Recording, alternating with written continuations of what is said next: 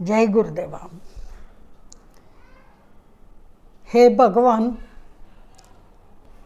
నాకు పాపము లేదు, పుణ్యము లేదు, పాపము తెలియదు, పుణ్యము తెలియదు అనే భావననే నీకు పాద్యముగా సమర్పిస్తున్నాను. స్వీకరించు తండ్రి, ఓ పరమశివ, ఓ భగవాన్. అంటే